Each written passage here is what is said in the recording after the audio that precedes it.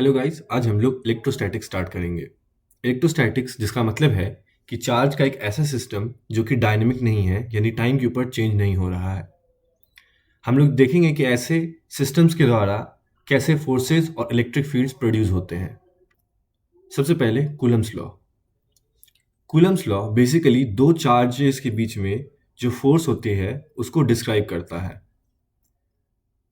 अगर हमारे पास दो चार्जेस हैं, देन किसी भी एक चार्ज पे जो फोर्स होगा उसका मैग्नीट्यूड उन दोनों ही फोर्सेस चार्जेस के प्रोडक्ट के डायरेक्टली प्रोपोर्शनल होगा और साथ ही साथ उन दोनों के बीच की दूरी डिस्टेंस के स्क्वायर के इन्वर्सली प्रोपोर्शनल होगा। इसके अलावा इसका डायरेक्शन उनके एग्जैक्ट वैल्यूज पर डिपेंड करेगा कि वो पॉजिटिव है या नेगेटिव है, और उसके अकॉर्डिंग में अट्रैक्टिव या रिपल्सिव होगा, और साथ ही साथ उन दोनों ही चार्जेस को ज्वाइन करने वाले लाइन के अलोंग होगा। हम लोग अब कूलम्स लॉ को वेक्टर फॉर्म में लिखने की कोशिश करेंगे। मान लेते हैं हमारे पास दो charges small Q and capital Q space में दो डिफरेंट पॉइंट्स पर हैं। मान लेते हैं हमारा चार्ज स्मॉल क्यू का पोजीशन वेक्टर आर नॉट है और हमारा चार्ज कैपिटल क्यू का पोजीशन वेक्टर आर वेक्टर है, और स्मॉल क्यू चार्ज क्यू से कैपिटल क्यू चार्ज की ओर जाने वाला वेक्टर आर वेक्टर है, कर्ली आर वेक्टर। यहाँ पर हम लोग कर्ली आर वेक्टर को इस तरह से लिख सकते हैं, R vector minus R naught vector.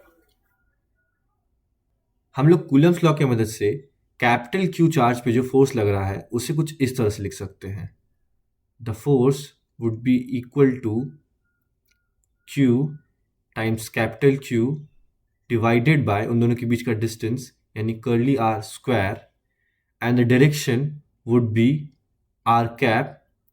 The sign जो कैपिटल क्यू और स्मॉल क्यू का होगा उसके हिसाब से ये अट्रैक्टिव एंड रिपल्सिव होगा, और उसके हिसाब से हमारा प्रॉपर डायरेक्शन से मिल जाएगा। और साथ साथ यहाँ पे कांस्टेंट ऑफ प्रोपोर्शनैलिटी आता है जो कि होता है 1/4πε0। अगर हम ध्यान से इस एक्सप्रेशन को नोटिस करेंगे देन हम लोग एक बात लिख सकते हैं, that the force is equal to capital Q times 1/4πε0 small Q by curly R square R cap. ये हमें आगे यूजफुल होगा। इस तरह से हम लोग किसी भी दो चार्जेस के बीच में जो इलेक्ट्रोस्टैटिक फोर्स ऑफ अट्रैक्शन या रिपल्सन है उसे वेक्टर फॉर्म में लिख सकते हैं। कूलम्स लॉ हमें दो चार्जेस के बीच में जो फोर्सेस अप्लाई होते हैं उनके बारे में बताता है, बट हम लोग जब मल्टीपल चार्जेस, दो से ज़्यादा चार्जेस होंगे, इन दैट कंडीशन फोर्सेस को कैसे लिखेंगे ये हमें प्रिंसिपल ऑफ सुपरपोजिशन बताता है। प्रिंसिपल ऑफ सुपरपोजिशन कहता है कि किसी भी चार्ज के ऊपर जो नेट फोर्स होगा वो उसके ऊपर हर एक चार्ज के कारण से, उस सिस्टम में मौजूद हर एक चार्ज के कारण से जो इंडिविजुअली फोर्स प्रोड्यूस हो रहा है उसका टोटल एल्जेब्रिक वेक्टर सम होगा। मान लेते हैं हमारे पास तीन चार्जेस हैं, small q1, small q2 and capital q charge.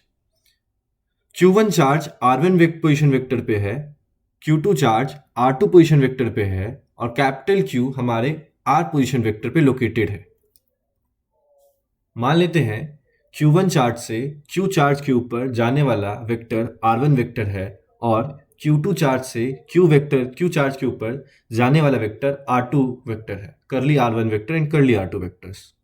Then हम लोग curly r1 and curly r2 vector को कुछ इस तरह से लिख सकते हैं, हम लोग q चार्ज के ऊपर q1 चार्ज और q2 चार्ज दोनों के कारण से जो इंडिविजुअली फोर्सेस लग रहे हैं उन्हें कुछ इस तरह से लिख सकते हैं। प्रिंसिपल ऑफ सुपरपोजिशन हमें बताता है कि the total force F on charge capital Q would be equal to F1 plus F2, यानी ये। अगर हम इन दोनों की ही वैल्यूज को F1 वेक्टर और F2 वेक्टर की वैल्यूज को पुट करें तो हमें कुछ ऐसा एक्सप्रेशन मिलेगा। इसमें से कैपिटल Q दोनों ही टर्म्स में से कॉमन लिया जा सकता है। इससे हमारा फोर्स का एक्सप्रेशन कुछ इस तरह का दिखेगा। इसी प्रिंसिपल ऑफ सुपरपोजिशन को हम लोग और कॉम्प्लिकेटेड चार्ज सिस्टम्स के लिए, जहां पर Q1 Q2 के अलावा और भी ढेर सारे n नंबर ऑफ चार्जेस होंगे उसके लिए एक्सटेंड कर सकते हैं। मान लेते हैं हमारे पास capital Q charge r vector position vector पे है, इसके अलावा Q1 charge r1 vector position vector पे है, Q2 charge r2 position vector पे है, Q3 charge r3 position vector पे है, और इसी ढंग से चलते हुए हमारे पास टोटल Qn चार्जेस हैं जो कि Rn वेक्टर पोजीशन वेक्टर पे मौजूद हैं। इन दैट कंडीशन हम लोग इंडिविजुअली कुछ इस तरह से उनके फोर्सेस को रिप्रेजेंट कर सकते हैं। यहां पर i 1 से लेके n के बीच का कोई नंबर है, जहां पर हम लोग Qi से लेके कैपिटल Q चार्ज के ऊपर जाने वाले किसी वेक्टर को Ri से रिप्रेजेंट कर सकते हैं, जो कि R vector minus Ri vector होगा। और ऐसे कंडीशन में हम लोग फोर्स जो होगा उस Qi चार्ज के कारण से कैपिटल Q पर उसे कुछ इस तरह से रिप्रेजेंट कर सकते हैं। अब जो हमारा टोटल फोर्स कैपिटल Q पे होगा वो Fi की जितनी भी अलग अलग वैल्यूज है 1 से लेके n उन सब का सम होगा, जिसे हम कुछ इस तरह से रिप्रेजेंट कर सकते हैं, जिसे हम फर्दर इस तरह से लिख सकते हैं। अगर हम यहां पर भी ध्यान से देखें देन कैपिटल Q एक कांस्टेंट है जिसे हम सम से बाहर निकाल सकते हैं, जिसके बाद हमारा एक्सप्रेशन कुछ इस तरह का दिखेगा, जो कि कुछ इस तरह का दिखेगा। अगर हम इन तीनों ही केसेस को ध्यान से देखें तो हम एक बात ऑब्जर्व करेंगे that the force on capital Q charge is always proportional to capital Q, यानी कि हमारा जो फोर्स आ रहा है टोटल वो कैपिटल Q चार्ज के डायरेक्टली प्रोपोर्शनल है, उससे कोई एक खास वेक्टर से मल्टीप्लाई होकर हमें टोटल फोर्स वेक्टर मिल रहा है। इसी वेक्टर को हम लोग इलेक्ट्रिक फील्ड के रूप में रिप्रेजेंट करते हैं या डिफाइन करते हैं। सबसे पहले वाले इस वाले कंडीशन में हम लोग इस वेक्टर को इलेक्ट्रिक फील्ड वेक्टर E कह सकते हैं। इसी तरह से हम लोग सेकेंड वाले केस में जहां पर हम लोग ने दो चार्जेस Q1 एंड Q2 के कारण से कैपिटल Q के ऊपर फोर्स को ऑब्जर्व किया था, ये टोटल क्वांटिटी हमारी इलेक्ट्रिक फील्ड हो जाएगी। और लास्ट वाले कंडीशन में ये टोटल वेक्टर क्वांटिटी हमारा इलेक्ट्रिक फील्ड हो जाएगी। एक बात हम ये ऑब्जर्व कर सकते हैं कि हर एक में ही हमारा जो इलेक्ट्रिक फील्ड क्वांटिटी है ये किस चार्ज के ऊपर हम लोग फोर्स कैलकुलेट कर रहे हैं उस पर डिपेंडेंट नहीं है, बिकॉज यहाँ पे उसका कोई टर्म नहीं है। चाहे कैपिटल Q की वैल्यू कुछ भी होगी, इलेक्ट्रिक फील्ड की वैल्यू उससे डिसाइड नहीं हो रही है। इलेक्ट्रिक फील्ड की जो वैल्यू है वो सिस्टम में जितने भी चार्जेस हैं उनकी पोजीशन क्या है सिर्फ और सिर्फ उन पे डिपेंड कर रहा है। इसका मतलब है कि इलेक्ट्रिक फील्ड जो है वो हम लोग कहाँ पे कैलकुलेट कर रहे हैं और जो चार्जेस की लोकेशन क्या है सिर्फ और सिर्फ इस पे डिपेंड करता है। दैट मीन्स इलेक्ट्रिक फील्ड एक ऐसी क्वांटिटी है जो जिस चार्ज पे फोर्स को डिस्कस कर रहे हैं उसके मैग्नीट्यूड से इंडिपेंडेंट होती है। इसका मतलब है कि कैपिटल Q चार्ज चाहे कुछ भी हो इलेक्ट्रिक फील्ड वही होगी, यानी इलेक्ट्रिक फील्ड को चार्ज कैपिटल Q से सेपरेट भी हम लोग डिफाइन कर सकते हैं। ये सिर्फ और सिर्फ जो अलग अलग चार्जेस प्लेस्ड हैं और उनकी क्या लोकेशंस है और किस जगह पे हम इस क्वांटिटी को कैलकुलेट कर रहे हैं सिर्फ और सिर्फ इन्हीं दोनों बातों पे डिपेंड करता है।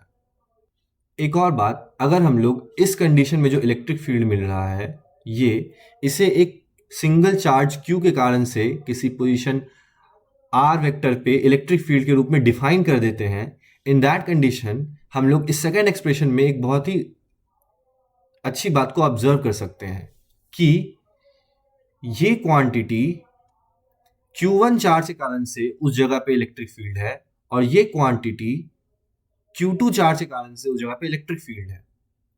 दैट मीन्स इसको हम लोग E1 वेक्टर लिख सकते हैं और इसको हम लोग E2 वेक्टर लिख सकते हैं। और हम एक बात ऑब्जर्व करेंगे कि then the total electric field is just the sum of these two vectors, जिसका मतलब है कि इलेक्ट्रिक फील्ड फोर्स की तरह ही प्रिंसिपल ऑफ सुपरपोजिशन को फॉलो कर रहा है। इसी बात को हम लोग थर्ड एक्सप्रेशन में भी देख सकते हैं।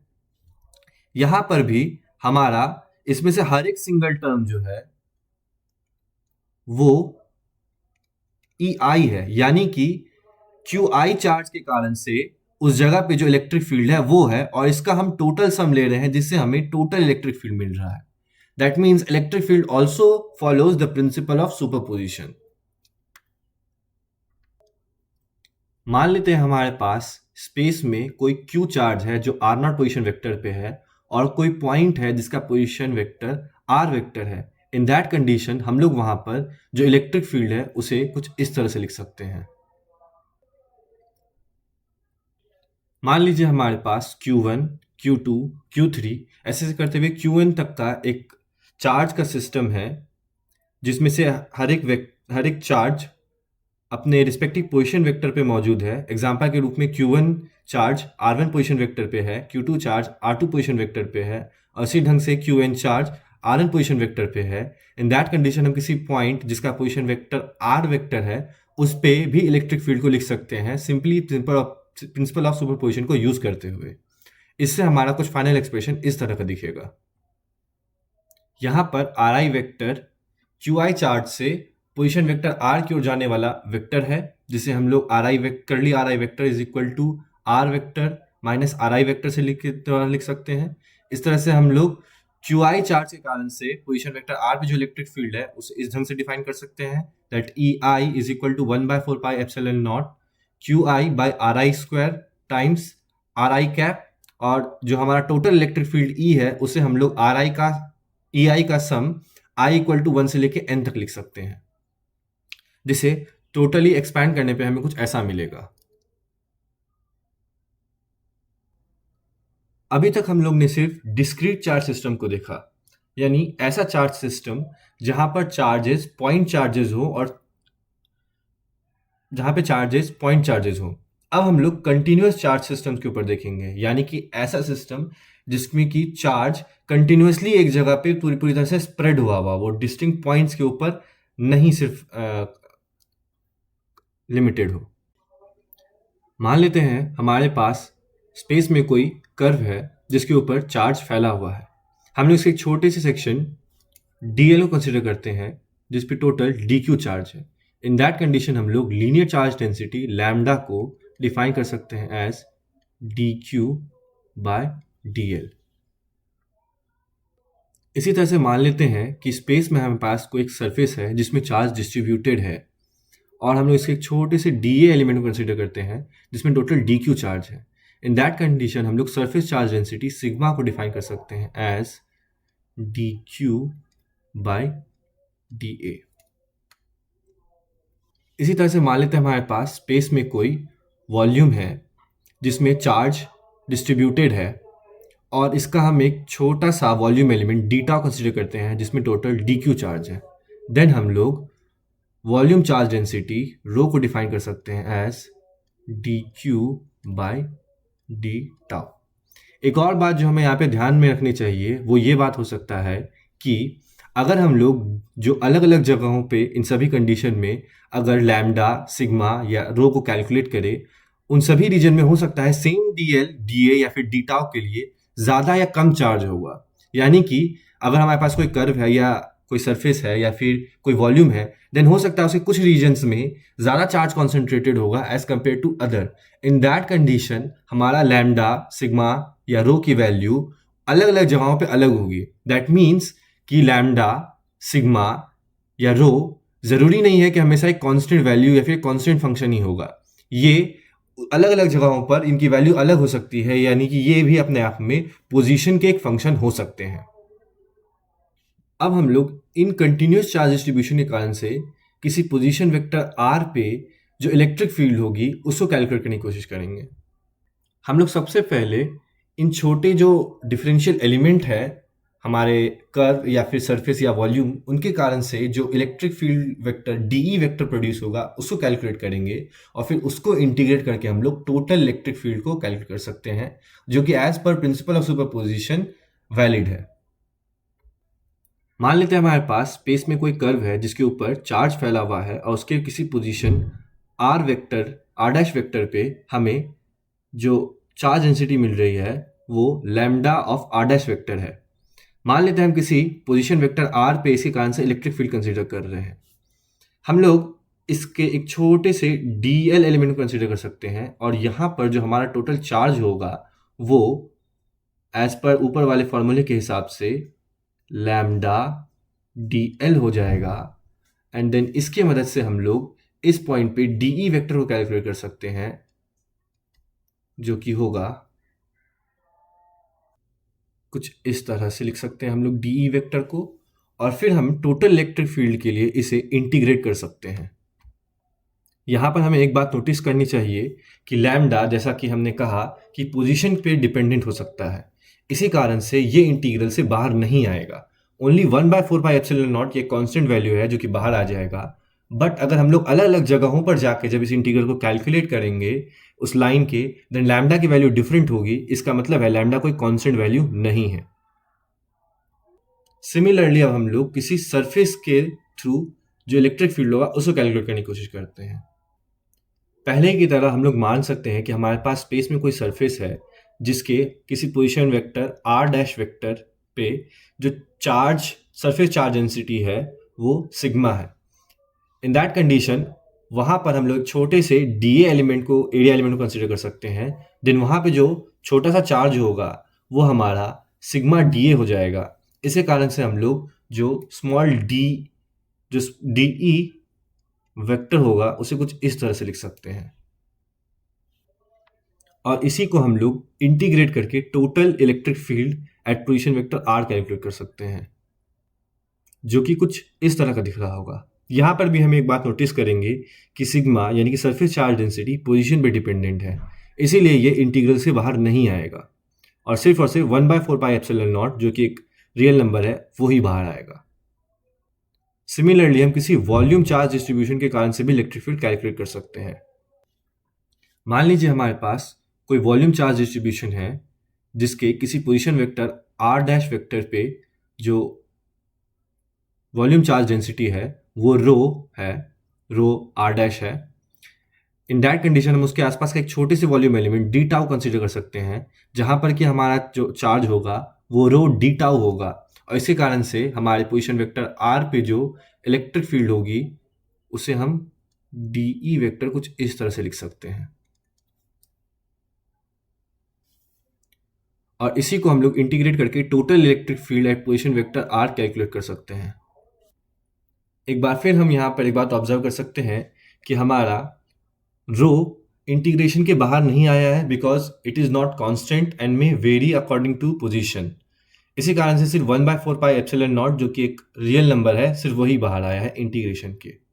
इस तरह से हम लोग किसी line charge distribution, surface charge distribution या वॉल्यूम चार्ज डिस्ट्रीब्यूशन का इलेक्ट्रिक फील्ड कैलकुलेट कर सकते हैं किसी पोजीशन वेक्टर r वेक्टर पे। आज हम लोग ने इलेक्ट्रोस्टैटिक्स में कूलम्स लॉ को स्टडी किया। इसके अलावा हम लोग ने प्रिंसिपल ऑफ सुपरपोजिशन को भी डिस्कस किया, जो हमें एक बहुत कॉम्प्लिकेटेड चार्ज सिस्टम हो जाने के बावजूद भी फोर्स को कन्वीनियंटली लिखने में हेल्प करता है। इसके साथ साथ हम लोग ने इलेक्ट्रिक फील्ड को डिस्कस किया और देखा कि कैसे इलेक्ट्रिक फील्ड भी प्रिंसिपल ऑफ सुपरपोजिशन को फॉलो करता है। साथ ही साथ हम लोग ने डिस्क्रीट चार्ज डिस्ट्रीब्यूशन के अलावा कंटिन्यूस चार्ज डिस्ट्रीब्यूशन के थ्रू जो इलेक्ट्रिक फील्ड्स होते हैं अलग अलग जगहों पे, उनको भी कैलकुलेट करने के लिए तरीका देखा। अगले क्लास में हम लोग इलेक्ट्रिक फील्ड के ऊपर ध्यान देंगे और देखेंगे कि कैसे हम लोग इसके डाइवर्जेंस और कर्ल को कैलकुलेट कर सकते हैं। अगर हम ध्यान से देखेंगे देन इलेक्ट्रिक फील्ड हर पोजीशन वेक्टर पे एक वेक्टर क्वांटिटी को असाइन कर रही है। इस कारण से हम लोग कह सकते हैं कि इलेक्ट्रिक फील्ड अपने आप में एक वेक्टर फील्ड है और हम लोग एक वेक्टर फील्ड पे उसका डाइवर्जेंस और कर्ल कैलकुलेट कर सकते हैं। हम देखेंगे कैसे कि इलेक्ट्रोस्टैटिक्स में इसका कर्ल और डाइवर्जेंस दोनों ही बहुत ही इंपॉर्टेंट क्वांटिटीज होती हैं, और साथ ही साथ हम इसके इंटीग्रल, अगर हम ध्यान से देखेंगे तो एक वेक्टर इंटीग्रल, एक वेक्टर फील्ड का हम लोग एक लाइन इंटीग्रल और साथ ही साथ एक सरफेस इंटीग्रल कैलकुलेट कर सकते हैं। तो देखेंगे ये दोनों को भी कैसे कैलकुलेट कर सकते हैं और कैसे डाइवर्जेंस और कर्ल ये इन दोनों से आपस में रिलेटेड है। आई होप आपको ये एक्सप्लेनेशन अच्छा लगा होगा। Thank you.